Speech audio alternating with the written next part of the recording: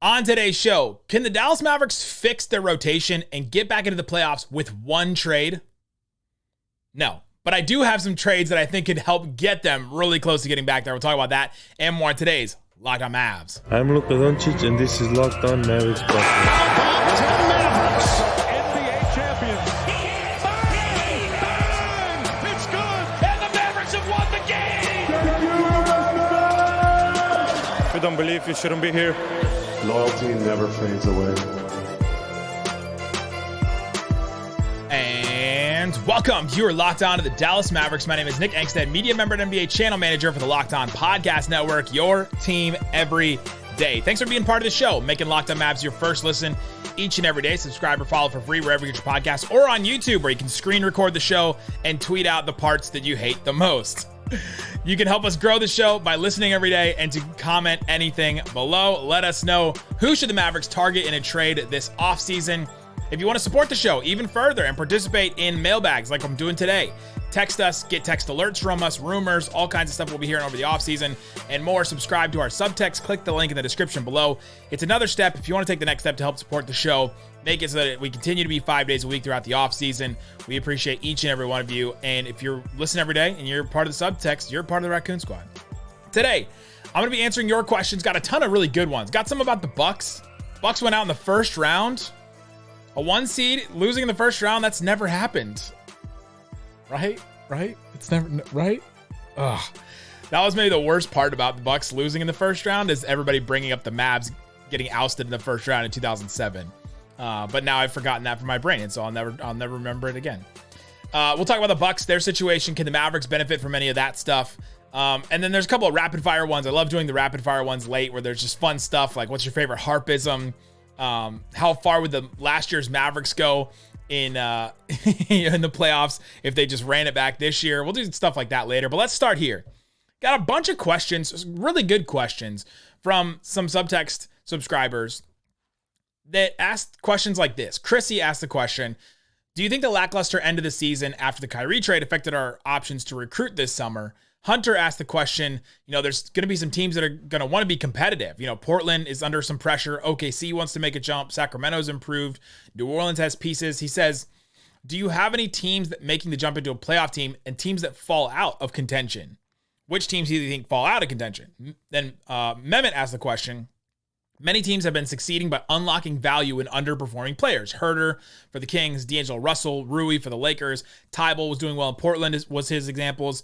And he says, are there any misfits out there that you think could fit better on the Mavericks that we should be considering? And then I got another question. How much change do you think one team is capable of making in this offseason if they only get the 10th pick? What are the best stabs this team could make? So I'm deciding to take all 4 of those questions and just basically answer them with this. I think there's one thing the Dallas Mavericks need to do this offseason. They need to get a center for sure, but I think this is one way they could try to do that for sure. But they need to do what the Lakers did this season. What the Lakers did is a 3-for-1 trade where they take contracts and a first-round pick, find a team out there that wants to go in a different direction than they're in right now, and take advantage of that. Say, hey, you've got some role players. We've got some value with a first-round pick or 2 first-round picks and a contract that's not going to cost you guys too much to just have on your books for a year and some change and all that. And let's turn this around. We've got 2 stars. The Lakers are saying this. The Lakers said this to the Jazz. We've got 2 stars that, we know that we can defend. We know we can do these things. We need to add some shooting, and we need to add some more rebounding and some more defense on the perimeter. And so what the Lakers went out and did is they did a 3-team trade. They sent Westbrook and a first to the Jazz, and the Lakers got back D'Angelo Russell, Malik Beasley, and Jared Vanderbilt. An incredible trade for them. Like right now, they're not in the situation they're in right now, where they are about to beat the Grizzlies or on the verge of beating the Grizzlies. They're up 3. They were up 3-1. Now they're up 3-2. They are not in that situation unless they make this trade. And that's where the Mavericks have to be. The Lakers through this whole beginning of the season were where the Mavericks are right now, right? They were under 500, several games under 500 and all that.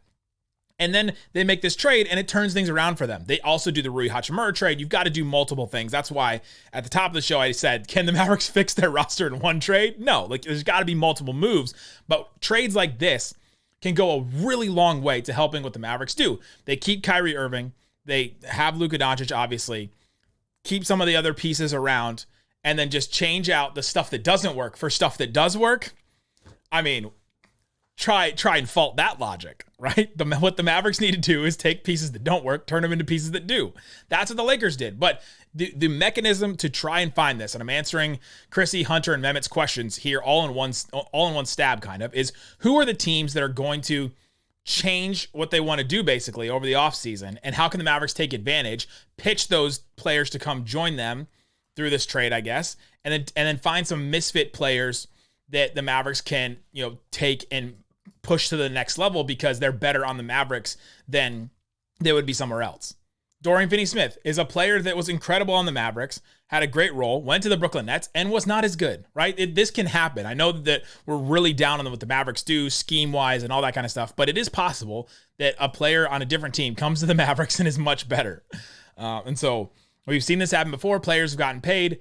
Just because JaVale McGee and Christian Wood didn't work doesn't mean that this couldn't happen for other players, that they could come. So all that said, let's get into a couple of the teams that I have here.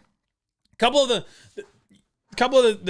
teams that I look at or say, okay, how can we take salaries? And the Mavericks have, assuming they keep the 10th pick this season, they would also have a 2025 pick and a 2027 pick to trade, since the 2029 one is gone to Brooklyn in the Kyrie trade. So they've got 3 picks if they keep this one this year. If they don't keep this one this year, they've only got 2. But they've got 3 if they keep this one this year. Got Josh Green, $4.7 million expiring. He'll be a restricted free agent. Jaden Hardy, 2 more years on a rookie deal. Hard to gauge what his value is. He's definitely more valuable to me and in my heart than he probably is to other teams. Party, let's go party. But they have, for contracts, they have Tim Hardaway Jr. making about $18 million next year, and then $16 million the year after that. Not a great contract, not a terrible one either. He's playable, he can shoot, and the contract goes down, and it's only 2 years. So that's a contract you can send out. Davis Bertans, $17 million this year, and then a non-guaranteed of $5 million next year. So he'd only be on the books for $5 million to another team. So remember that, and anytime I make one of these fake trades, is that Davis is only going to be $17 million this year. Only, gosh, $17 million this year, but only $5 million next year because he's non-guaranteed. It becomes fully guaranteed if he plays 75% of the games this season. I imagine that he will not play 75% of the games for the Dallas Mavericks this season, or whatever team he ends up on. And then you have the JaVale contract, about $6 million next year, $6 million the year after that. So those are some contracts that you can add up together to make, to equal some of these players. So that's where the Mavericks are asset-wise. They need to start trying to find some teams that are going to go in a different direction. And so coming up, let's talk about those teams. I think I've got a couple. The Hawks, the Nets, the Wizards, Pelicans maybe, and then I got a couple of wild cards that we'll talk about. So coming up, let's get into those teams and who the Mavericks could get from those teams in some 3-for-1 type deals.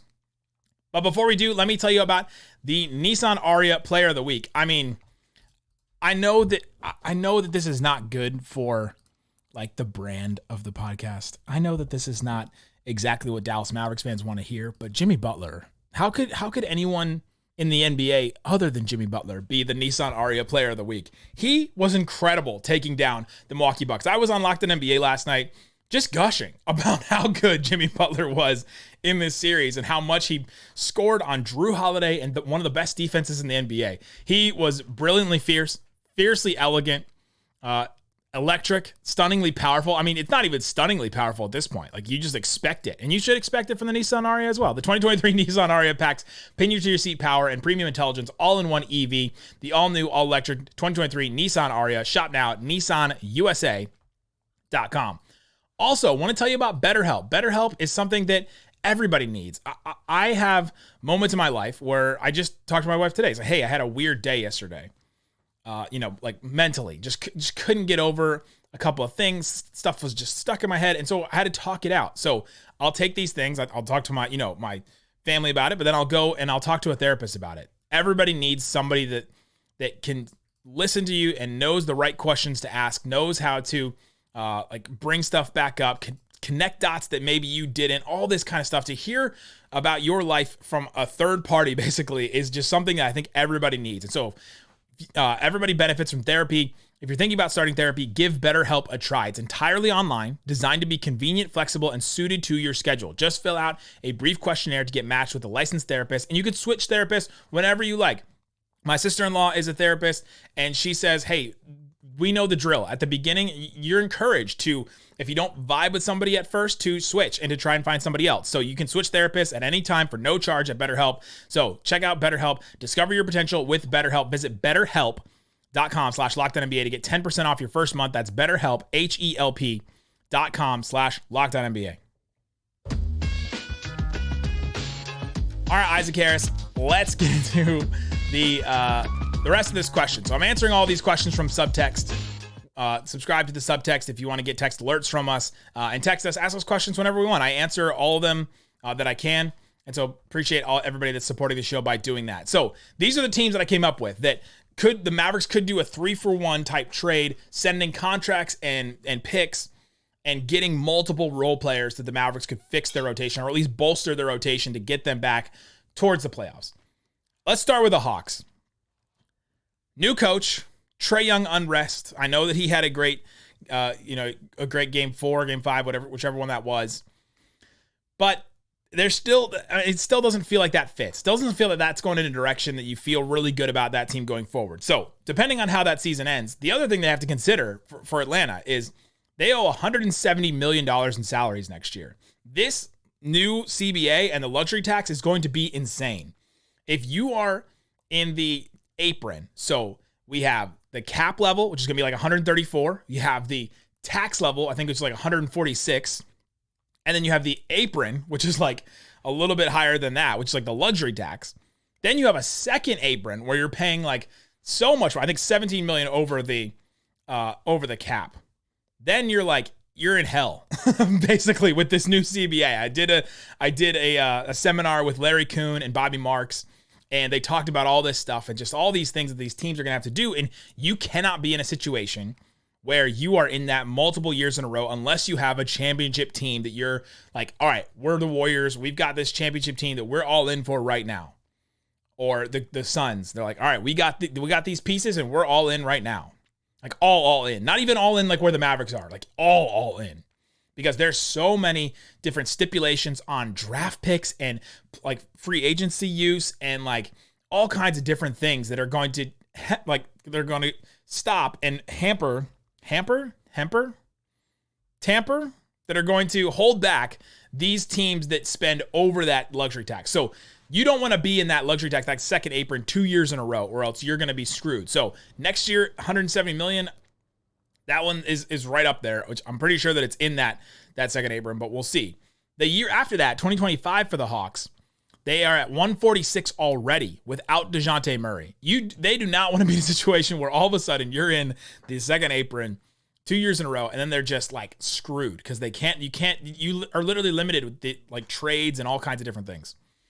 So will they try to save some money? This is one I think could actually work if they're going to try to save some money and then just like get some value for some of these guys. They have DeAndre Hunter, who's making $24 million over the next 4 years. He's had a disappointing season for them. I've talked to some Hawks fans about that. Clint Capella, $21 million this year, $22.7 million the next year. And they've got a Kongwu up on the rise. And so maybe Quinn Snyder, who's the new coach there, wants to change what they're doing. Wants to be a little more mobile. Thinks Clint Capella's on the last couple years of his viability. He was great in the play-in and all that, but maybe they want to move on from that. And they've got to move something, or else they're going to be stuck in this hell of luxury tax in the next couple of years. So could they send Tim Hardaway, Davis Bertans, JaVale McGee, and a first for Capella and Hunter? I know that value doesn't seem right, but neither did the value for the Lakers trade with D'Angelo Russell, Vanderbilt, and all that for a first and Westbrook. Maybe the Hawks, like the benefit that the Hawks get in this is they clear that space. And they'll clear up, like they'll actually have some cap space in a couple of years because they'll be able to move some things around. And they'll have a first round pick. Maybe it's the 10th pick this year. Maybe it's a future first. But the Mavericks get two role players that fill desperate needs they have in Clint Capella and DeAndre Hunter. Maybe you change JaVale into Maxey in this trade. So Tim Hardaway, Davis Bertans, and Maxey in a first. And then Capella and Hunter. I think that one's definitely more realistic than JaVale. But you do that, and they still have some usable players. Tim Hardaway, Maxey, it still looks like, hey, you still got a couple of role players back in this deal. The Mavericks just got the better ones. And so maybe the Mavericks take those role players, turn them into better ones, and all of a sudden that bolsters the rotation.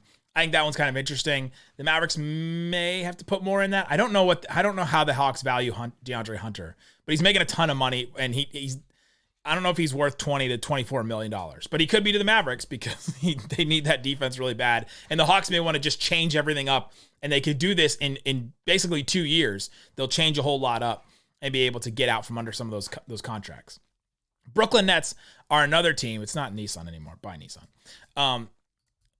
The Brooklyn Nets are another team. I've talked about their tax situation before. They're already at the tax level next year without Cam Johnson. So they've got to make some moves, I think, next year because they don't want to be in the luxury tax at all because they're not probably going to be competing next year considering how well they did in the playoffs this year. They've got Dorian Finney-Smith making $14 million next year, $15 million the year after that, and $15 million the year after that. Royce O'Neal making $9.5 million, a non-guaranteed. He's the most likely guy of any of these guys to be moved, I think, because it's non-guaranteed. He'll be easy to move. Joe Harris, $20 million next year expiring, and then Patty Mills, $6.8 million expiring. He's probably out the door too if they want to get under the luxury tax for next season. I'm not even talking about the second apron and all that. I'm just talking about the straight luxury tax. They don't want to be paying like 2 for 1 or they don't want to be paying extra on the dollars already because their team's not going to be that good. What if the Mavericks could get Dorian Finney-Smith back, Royce O'Neal, for Davis and a future first, not this year, not the 10th pick, but a future first. The Mavericks get 2 wings out of it. Then the Nets have Davis's money next year, and then they get off of Dorian Finney-Smith's money the year after that, just $5 million. So basically, Brooklyn clears $5 million for next year, and then $10 million the year after that, and they get a first out of it. So you're clearing tax money. You move some of those wings out, and you get some value for it. I think that's one that actually makes a lot of sense for both sides. If Brooklyn's really serious about clearing some tax, then maybe that's something that they can do. Clear $5 million this year, $10 million the year after that. Get a future first from the Mavericks. Mavericks get 2 wings. All of a sudden, the Mavs wing rotation is Dorian and Reggie again, Royce O'Neal, Josh Green. That's great. Like that's something that you could work with for sure. Still have that 10th pick to go out and get a center. Boom. Like all of a sudden, you're loaded. I think at that point. Another one with the Brooklyn Nets, Nick Claxton, who is making like $9 million next year, and then they're going to have to sign to an extension. Do they want to do that? I don't know what the Brooklyn Nets want to be.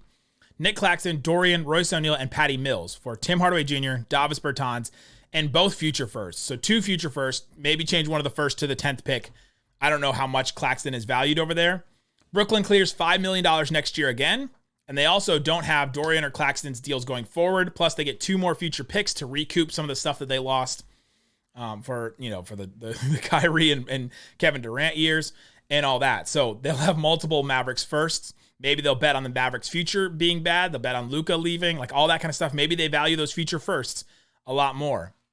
You could also change one of those to the 10th pick. But the Mavericks in that get those 2 wings like I just talked about. So all the benefit of the one before and Claxton. That trade right there, if the Nets would take it, which I don't think that they would necessarily, unless they decide, hey, we really got to get out of this tax and we really want to change the direction of our team, that trade fixes the Mavericks. 2 wings and a center.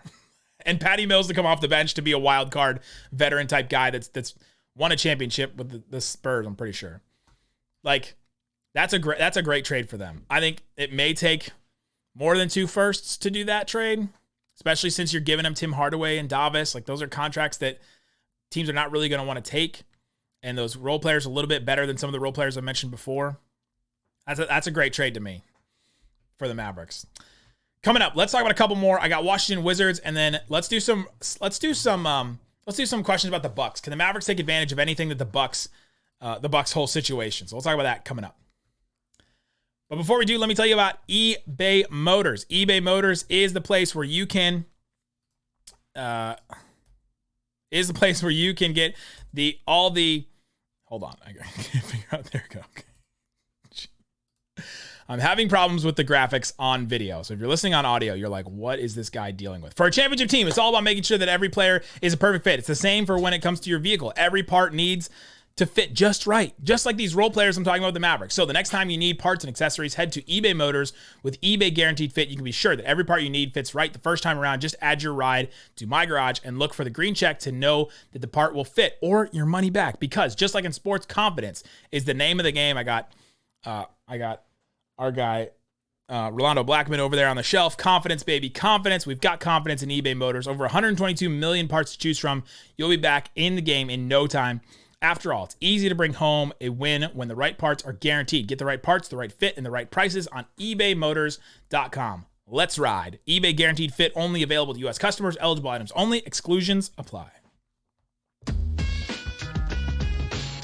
right, Isaac, thanks everybody for hanging out with us on Locked On Mavs. Appreciate you guys for being part of the show, supporting the show, and all that. Been talking about and answering some questions from subtext, and I decided to answer a whole bunch at once to give a couple of 3-for-1 trades the Mavericks could do to fix their rotation. So I gave a couple examples from the Hawks that the Mavs could do, the Nets the Mavs may be able to do. Here's a Wizards one, and the Wizards are probably in the most prime position of all these teams I've talked about because they're under new leadership. Tommy Shepard is gone. Was their GM. He's gone. The team is ready to move on and rebuild the right way, I think. And they're also, next season, without Kuzma's extension or Kristaps Porzingis' extension, whatever that ends up being, they're already $148 million on the books next year. So they're like already in the luxury tax, which is a terrible place to be. So they really want to save some money and just save money. They're not looking like, hey, we got to save some money and also compete like the Hawks would be, or maybe even the Nets. They're looking at, hey, we just got to save money because we are technically like a small market team.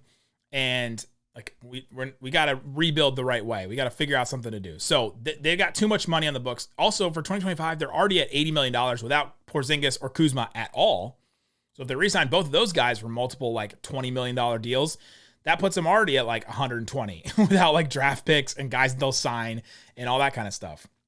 So here's what I think they could do. Gafford, Monte Morris, DeLon Wright, and Denny Avdia make like 12, 10, 8, and $6 million. Those are all like prime players to just get moved by the Wizards right now because they just need to clear some money for the future, and the Mavericks can help them do that.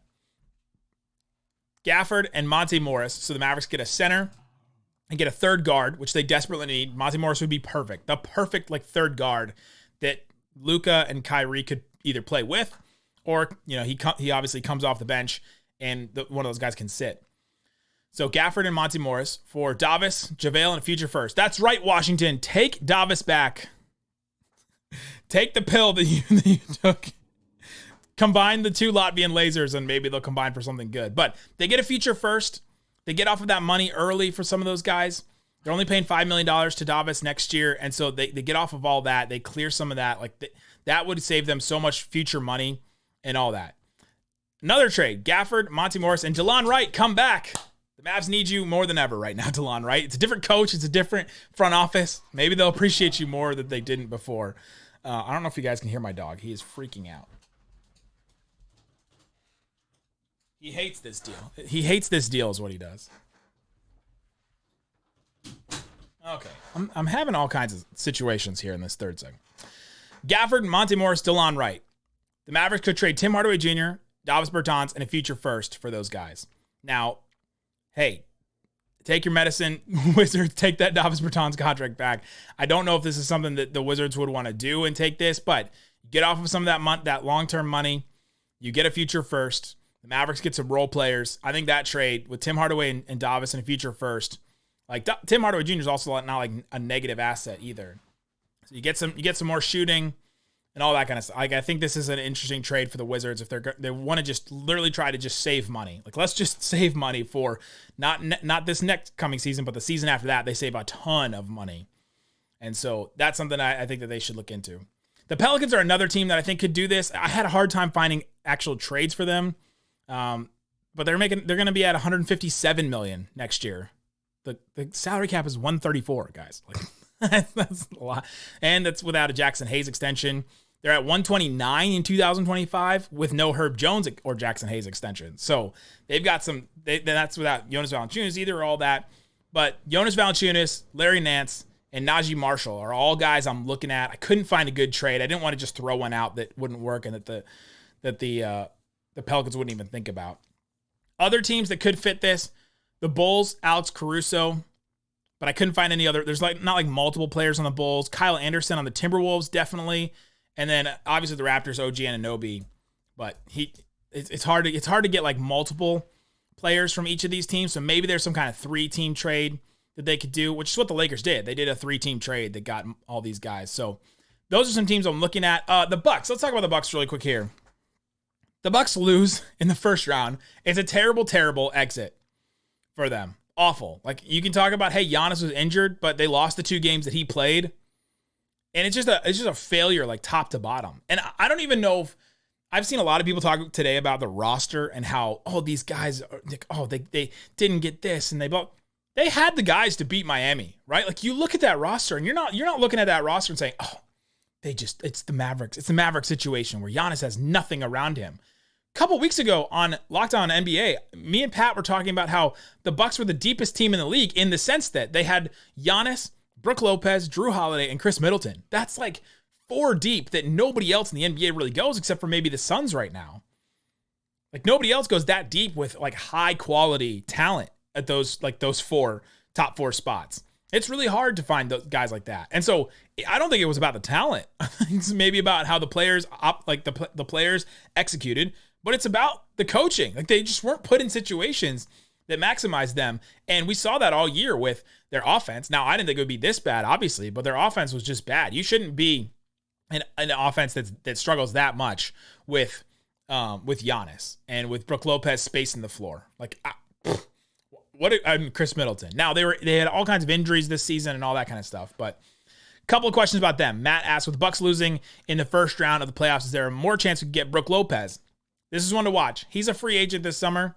He's got connection with Jason Kidd, obviously. The Mavericks could also bring in Frank Vogel as that coach on the bench that, the Mavericks talked the other day about wanting to add some veterans. So maybe that's even a second connection. So I think Brook Lopez is an interesting one to look at. The Mavericks, I don't think they can pay him. Maybe it's a sign and trade. Maybe they do some kind of sign and trade, but you would think that the Bucks would need a center back. The Mavericks can't give him a center. I don't know if they would do like a first, and I don't know if I would send a first for Brook Lopez. Talent-wise, you would, but he's like 30. He's 35. Centers at a certain point just stop like being as productive as Brook Lopez has been, and so I don't know if I'm giving up. I don't want to give up a lot of value for a Brook Lopez, but I would love to get, if the Mavericks could figure out a way, maybe he signs for like the mid-level exception or whatever. And then Matt asked, if we added Brook Lopez, would that solve our big man problem? Then all of a sudden your big man rotation becomes Brook Lopez, Maxi Kleber, Dwight Powell, JaVale McGee. I don't know that it fixes your problem, but it definitely helps. It definitely helps your big man problem for sure, because then it puts Maxi, Dwight, and JaVale on the bench, which is desperately needed for most of those guys. You can play Maxi with Brook Lopez, and Brook Lopez is not somebody that you have to play. So he's a great option for the Mavericks, especially with the connection to Jason Kidd and all that. Reed asked in the subtext, if Bud takes the boot, would the Mavericks take a swing on him for our coaching staff? What other targets do you see? So this was from yesterday. Isaac talked about this, where Greg St. Jean is not coming back to the Dallas Mavericks. I think they parted ways with him. He was in charge of the offense this season, where Sean Sweeney was in charge of the defense. So there's, the Mavericks struggled on multiple facets, but I thought their offensive creativity was not super great this year. So maybe the Mavericks looked at that too and said, hey, we got to bring in a different voice. And the Mavericks just needed to bring in some experience. They did it in the front office with the Dennis Lindsey move. They need to do it on the coaching staff as well. Could Mike Budenholzer be that guy? Maybe he could.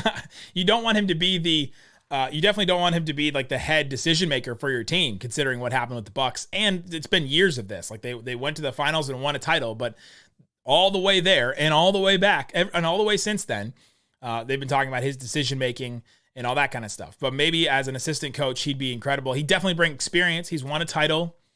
All that, there's a lot of track record there. His teams going all the way back to playing coaching under Pop, and his teams that he was there with the Spurs. And then you look at the Hawks teams that he coached with Al Horford and Paul Millsap and all them. He's had a lot of experience. So that is an experienced one. And obviously you take him on the Mavs coaching staff for sure. So yes, that's definitely someone I take. Silas is somebody that I've answered a lot of subtext questions about. Steven Silas got the boot from the Houston Rockets. I don't know that he has enough experience for what the Mavericks are looking for. I think they're looking for somebody that's been in the NBA for like 20 years, that's been in the NBA for a long time, that has been a head coach maybe for that long, that has a ton of experience, that could just bring a different voice to the Mavericks. And I don't know that Rockets offense was creative enough either. The Rockets offense was very not creative this season. Nick Nurse would be great. I think he's getting a head coaching job somewhere though, but that's somebody that the Mavericks should really go get. That's all the time we got for. Sorry I didn't get to all your subtext questions. I'll see if I can answer them in subtext, but appreciate you guys hanging out with us this week. We will be back on Monday, breaking down the news and everything, talking about some of the teams that maybe get eliminated and if the Mavericks could take advantage of some of those teams. So check back with us on Monday. Guys, thanks so much for listening to Locked On Mavs. Peace out. Boom!